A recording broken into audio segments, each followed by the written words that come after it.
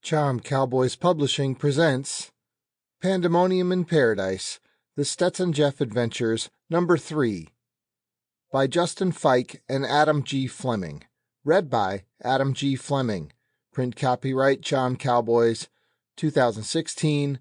Audiobook copyright Adam G. Fleming, 2022. All rights reserved. 1. Fat Mom's Diner. I need to make 2 stops this afternoon, I told the cab driver as I threw my Mickey Mouse duffel across the back seat. Is that a problem? We can go anywhere you want as long as I can keep the meter running. I want to go to 633 South Street downtown.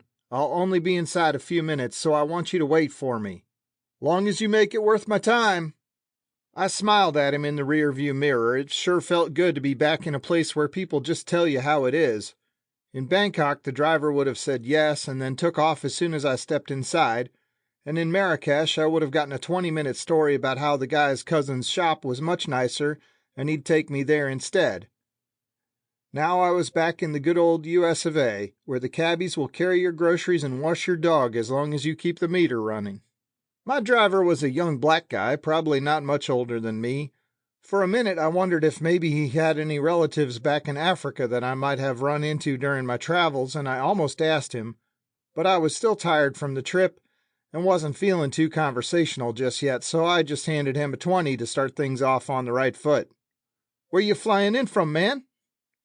Marrakesh. That's someplace in Jersey? Close enough. It was mid-afternoon, and the I-95 expressway took us from the airport to downtown in just a few minutes. I knew I was staring like a tourist, but I couldn't help it. Everything looked strange. Felt like someone had snuck into America while I was gone and swapped out all the stuff with slightly different stuff that was mostly like how I remembered it, but not quite the same. The highway was huge, big enough to row 5 or 6 boats from the Chao Phraya side by side without touching them together. The cars driving on it were bigger than I remembered, too. After so much time living in the wilderness and sleeping in tents, all the houses and office buildings we drove by seemed bigger than my Uncle Jamie's 12-gallon hat. Billboards were flashing by the window, one after the other. They was in English, so I could read them, but we were going too fast for me to really think about them. Looked like Nike had some new shoes, Batman had a new movie, Jeep had a new Wrangler, and I realized my wallet was going to take a serious beating if I had any hope of catching up on everything I'd missed. The radio was going full blast, playing some song I didn't recognize. Something about a new kid on the block, and that was exactly the feeling I felt just then, even though I should have felt like I was coming home. So my sympathies went out to that new kid trying to make it on his block. The cabbie kept glancing over his shoulder at me as we drove. Something wrong? Never met a grown man carrying a Mickey Mouse bag. You're not some kind of weirdo, are you? Not that I mind, long as you don't try nothing. People think they always got a right to try something in my cab. This the place? Yep, hat's in the belfry, that's it. Wait 10 minutes. If I'm not back by then, you can leave, but I'll have another $20 for you if you're still here. I climbed out of the cab and looked up at the building in front of me. Hadn't changed much since I'd been here a few years ago.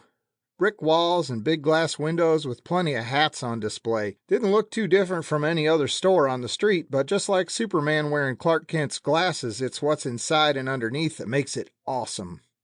I walked into the store and looked around. Hats lining the wall, hats stacked on tables. Most stores only kept one rack of hats near the back or on a few shelves tucked out of the way, but not here.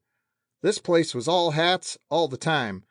24/7 worth of hat berdashery, just waiting there for me, and it near brought a tear to my eye after so many months without proper headgear. Now hats are the family business, it's true. I was raised on 'em. The way some kids is raised on baseball stats or the proud history of Republican presidents. But I truly believe I would have come to love hats even if I'd been born in an igloo. You can change your whole look with one quick hat swap, live a whole different life if you've a mind to.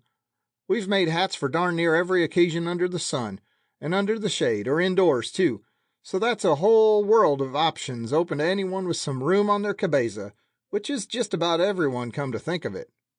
Everyone knows you ain't rightly a king until they pop a crown on your head. If you're wearing a crown, you get respect. If you're wearing a top hat, people know you're fancy, and if you slap on a Stetson, people assume you're a cowboy unless you open your mouth and prove 'em wrong. Sample complete. Ready to continue?